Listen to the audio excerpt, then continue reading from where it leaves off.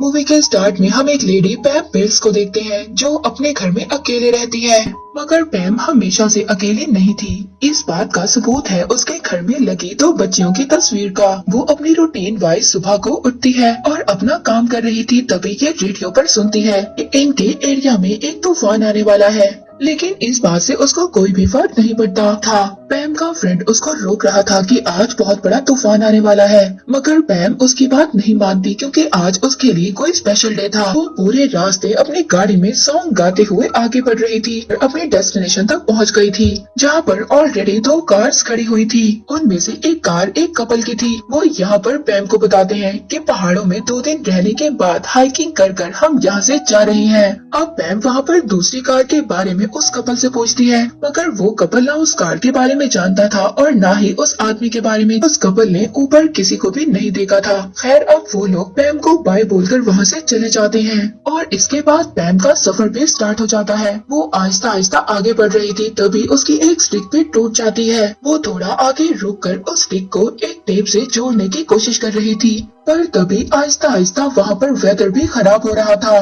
पैम फिर से वहाँ पर चलना स्टार्ट करती है, मगर आहिस्ता आहिस्ता वहाँ पर हवाएं तेज चलना शुरू कर देती हैं। लेकिन अब थोड़ी दूर जाकर पैम रुक जाती है एक ब्रेक के लिए। अब वहाँ पर उसका ब्रेक जब खत्म हुआ तो वहाँ पर बहुत ठंडी और बहुत तेज हवाएं चल रही थी, जिसकी वजह से वो अपनी जैकेट पहन लेती है, मगर फिर भी वो वापस नहीं जाती।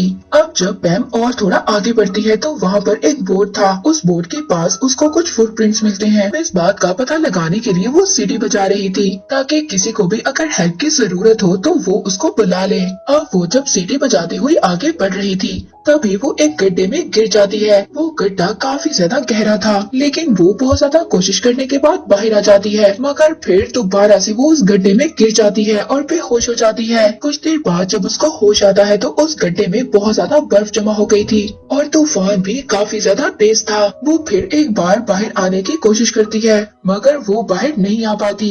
इसकी हिम्मत टूट चुकी थी। तभी हम देखते हैं कि इसको वो 2 छोटी बच्चियों के फ्लैशबैक्स भी आ रहे थे। यहाँ पर हमें पता चलता है वो 2 छोटी बच्चियाँ इसकी बेटियां ही थी। अब वो दोबारा से अपने अंदर हिम्मत पैदा करती है और फाइनली वो उस गड्ढे से बाहर आ जाती है। उसको काफी ज्यादा प्यास भी लगी थी, मगर उसकी बोतल में पानी खत्म हो चुका था। अब उसको ऐसे ही रहना था। जाने से पहले अब वो उस गड्ढे को बर्फ से कवर कर देती है ताकि कोई और उस गड्ढे में ना फंस पाए। अब जब वो आगे जाती है तो आगे जाकर उसको एक आदमी नजर आता है जो बड़े ही आराम से तूफान के बीच में बैठा हुआ था। वो पास जाकर देखती है तो वो हैरान हो जाती है। उस आदमी ने शॉर्ट्स पहनी हुई थी। उस आदमी की हालत बहुत ज्यादा खराब थी। वो बिल्कुल फ्रीज हो चुका था। पैम उस आदमी से कई ज्यादा सवाल पूछती है, वो कोई भी उसको रिस्पॉन्स नहीं देता। तभी पैम उसका नाम जॉन रख देती है। पैम वहाँ पर फौरन से उसके जूते उतारती है। हम इसके पाँव को देखते हैं जिन पर फ्रॉस्टबाइट हो चुकी थी। वो उसके पाँव को थोड़ा सा गर्म करती है और उसको सॉक्स पहनाती है। वो जो भी एक्स्ट्रा सामान लाई थी वो जॉन को पहना देती है। इसके बाद वो लोग आगे बढ़ते हैं। पैम उसको सही रास्ता दिखा रही थी, मगर जॉन तो उस रास्ते पर चलना ही नहीं चाहता था। वो इधर उधर चल रहा था। पैम उसको बार बार कंट्रोल कर रही थी। इतनी ज्यादा ठंड ने जॉन के माइंड को फ्रीज कर दिया था, जिससे वो सोचने समझने की सलाहियत को भी खो चुका था। और पता नहीं उसके माइंड में ऐसा क्या चल रहा था जिसकी वजह से वो नीचे जाना नहीं चाहता था। इसके बाद हम देखते हैं कि 2 बज चुके थे, मगर अभी भी वो ज्यादा आगे नहीं पहुंचे थे। तभी पैम देखती है कि जॉन उसके पीछे नहीं था। वो भाग कर एक खाई में कूद जाता है, मगर वो खाई नहीं थी। उसने कूद कर अपने पाँव को और ज्यादा जख्मी कर लिया था। अब पैम जब उसको बचाती है तो वो एक जगह पर रुक जाते हैं। जॉन को बहुत ज्यादा भूख लग रही थी। भूख लगने की वजह से वो बर्फ चबा रहा था, मगर पैम उसको रोक देती है, जिसकी वजह से वो और ज्यादा डिहाइड्रेट हो जाएगा।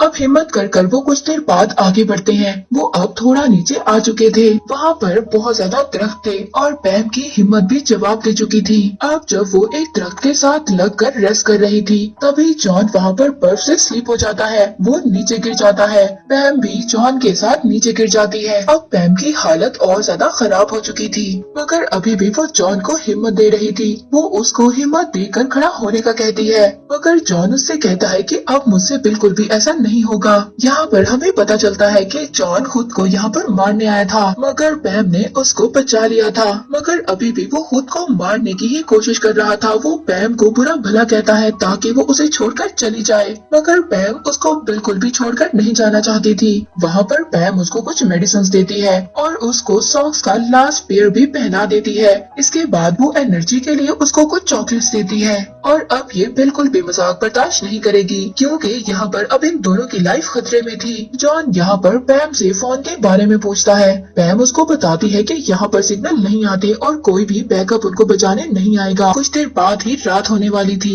जैसे ही रात होगी तो ठंड और ज्यादा बढ़ जाएगी। अब वो दोनों एक रिवर तक पहुँच गए थे। उनको एक लकड़ी पर चढ़कर उसको पार करना था। अब पैम तो यहाँ पर क्रॉल कर आराम से उसको पार कर लेती है, मगर जॉन की हालत बिल्कुल भी अच्छी नहीं थी। पैम जब उसको कहती है कि गलती से भी गिरना मत, और यही सुनकर जॉन गिर जाता है और पानी में बहते हुए वो पैम की नजरों से कुछ ही सेकंड्स में गायब हो जाता है। पैम वहाँ पर बहुत ज्यादा रोने लगती है। वो गिल्ट से भरी हुई थी क्योंकि वो एक बेगुनाह की जान को नहीं बचा पाई। अब जब वो रोते हुए आगे बढ़ती है तभी हम देखते हैं कि नहर के किनारे पर जॉन पड़ा था। पानी ने उसको किनारे पर लाकर छोड़ दिया था। पैम उसको पानी से बाहर निकालती है। वो अभी भी जिंदा था। यहाँ पर दोनों एक दूसरे को देखकर बहुत ज्यादा खुश होते हैं। वो जॉन को हिम्मत देती है और इस बार तो जॉन भी जोश में आ जाता है। अब ऑलमोस्ट रात हो चुकी थी, मगर पैम लगातार जॉन को समझा रही थी कि उनकी मंजिल दूर नहीं है, वो हिम्मत ना हारे। वो जॉन से एक गाना गाने को कहती है ताकि उसका ध्यान लगा रहे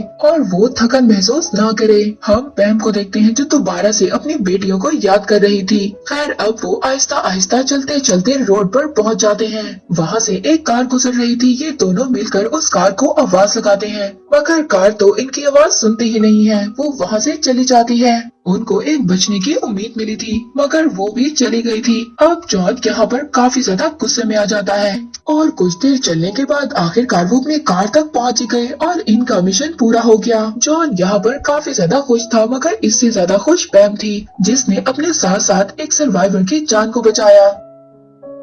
वो जॉन को उसके कार के पास छोड़कर अपनी कार स्टार्ट करने जाती है। तभी देखती है कि जॉन भागकर अपनी गाड़ी में बैठकर कार स्टार्ट कर वहाँ से चला भी गया था। वो वहाँ पर उसको रोकने की कोशिश करती है, मगर वो तो कार स्टार्ट कर उसके सामने से ही चला जाता है। और पैम के साथ साथ हम लोगों को भी ये बात समझ नहीं आई कि आखिरकार वो ऐसे क्यों चला गया। उसने जाने से पहले पैम को बाय तक भी नहीं बोला था। अब पैम भी घर वापस आ जाती है। वो घर आकर खाना खा रही थी। खाना खाते हुए वो साथ साथ हंस भी रही थी और रो भी रही थी, क्योंकि पैम के माइंड में काफी कुछ चल रहा था। वो बाथटब में जाती है और वहाँ पर भी रोने लगती है।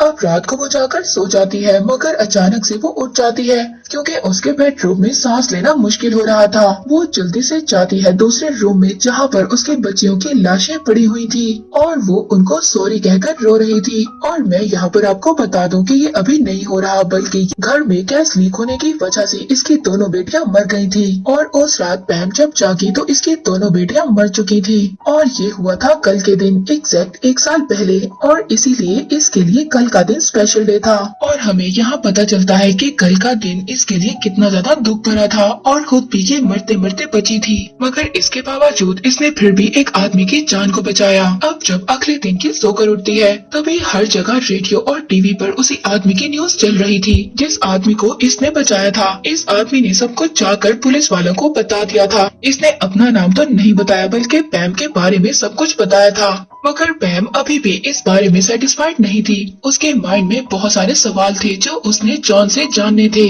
वो उसका नंबर निकलवाने के लिए ट्राई करती है, मगर उसने तो कोई भी नंबर दिया नहीं था। अगले दिन एक रिपोर्टर पैम के घर आता है। पैम अब हीरो बन चुकी है, मगर पैम को इस बारे में कोई भी इंटरेस्ट नहीं था। पैम जब नेक्स्ट डे कॉफी वाली शॉप पर जाती है तो जॉन वहाँ पर ऑलरेडी मौजूद था। वो पैम को उसके सभी कपड़े वापस करने आया था, मगर पैम को ये सब कुछ नहीं चाहिए था। उसको अपने सवालों के जवाब चाहिए थे। अब जॉन उसको सब कुछ खुद ही बताना स्टार्ट कर देता है। वो बताता है कि बहुत सालों पहले एक चाहने वाली इसी तरह पहाड़ों में गुम हो गई थी, यानी कि इसके लिए भी वो डे स्पेशल था।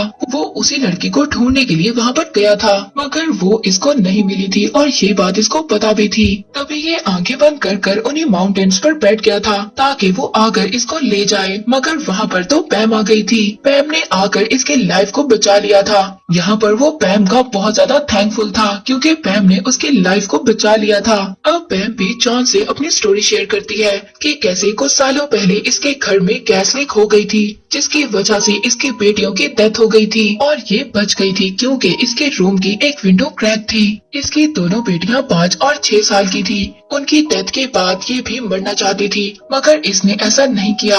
मगर उनके मरने के बाद इसने अपनी लाइफ को दूसरों की लाइफ बचाने के बारे में सोचा और इसने अपनी लाइफ को एक्सेप्ट किया। आगे जाकर पैम ने 4 बच्चों को पाला और 67 की एज में पेट्रोल वॉलंटियर भी रही। एक दुख को साथ लेकर अपनी पूरी लाइफ पर बात करने से अच्छा है कि सभी खुशियों को साथ लेकर चलो और इसी तरह लाइफ अच्छे से गुजर सकती है। और यहाँ पर वो लकी लोग होते हैं जिनको ये लाइफ जीने का मौका मिलता है और हमें अपनी लाइफ को वेस्ट नहीं करना। और इसी के साथ ये मूवी यहीं पर एंड हो जाती है।